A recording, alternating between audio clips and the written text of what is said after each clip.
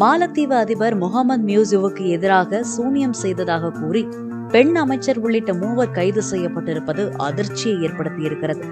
மாலத்தீவு அதிபராக முகமது மியூசு உள்ளார். அதிபரை அழிக்க சுற்றுச்சூழல் அமைச்சராக இருந்த சம்னாஸ் அலி என்ற பெண் அமைச்சர் சூனியம் செய்ததாக சொல்லப்படுகிறது. இதையடுத்து சம்னாஸ் அலி கைது செய்யப்பட்டுள்ளார்.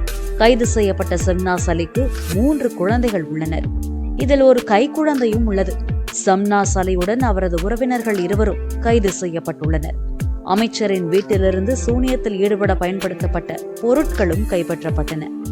மாலத்தீவில் எதிரிகளை அழிக்க சூனியத்தில் ஈடுபடுவது பரவலாக நடைபெறுகிறது. அந்த நாட்டில் இது தடை செய்யப்பட்ட விஷயமும் இல்லை.